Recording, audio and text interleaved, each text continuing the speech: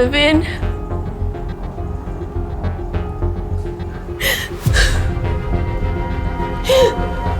Calvin?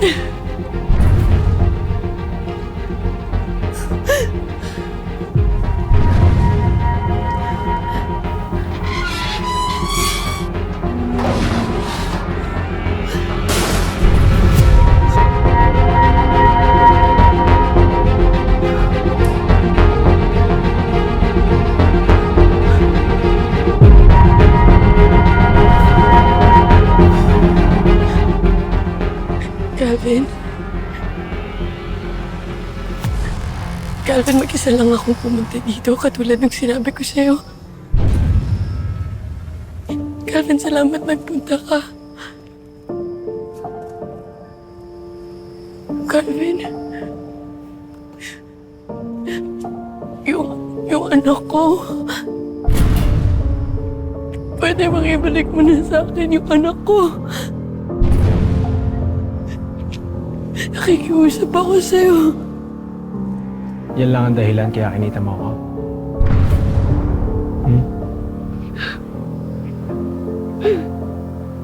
Calvin, kilala naman kita eh.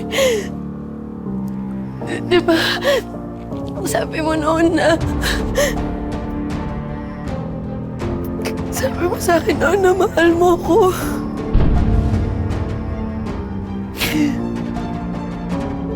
Calvin, alam kong may kabutihan pa dyan sa puso mo at hindi ka patuloy ang nilamon ng kasamaan. Pwede mo pang talikuran to. Itong daan na to, pwede mo pang ibalik sa akin yung anak ko, Calvin.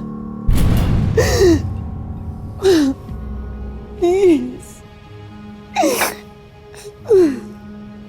Kikusap ako. Parang awa mo na. Alam mo, wala akong ibang ginusto kundi mahalin mo rin ako! Pero anong ginawa mo? Anong ginawa mo? Pinahiya mo ako at iniwan mo pa ako sa altar. Para ano? Sumama ka sa gunggong na Elias na yan, di ba? Tapos iiyak-iyak ka ngayon. Tigilan din ang oras to. Walang katapos ang gera to. Parang awa mo na ibalik mo na yung anak ko. Ibalik mo na yung anak ko, Calvin. Tama na to. Tama na. Vanessa, di ako tanga kagaya mo. Lalapit sa kaaway para magmakaawa. Hindi ako ganun. Hindi gagawin ng isang ina para sa anak niya. Calvin, tama na to. Utang na loob, ibalik mo na yung anak ko. Ibalik mo na yung anak ko. Nasaan ba yung anak ko dito? Ha? Nasaan yung anak ko, Calvin? Nasaan yung anak ko? Ibalik mo na yung anak ko, Calvin. Walang awa mo na. Walang awa mo na.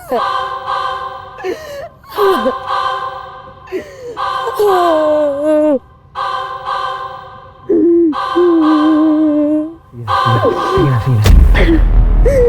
Sige na. Tumahan ka na. Tumahan ka na.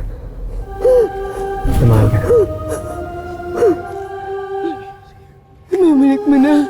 Magkikita na kayo ng anak ko. Salamat. Salamat. Magkikita na kayo.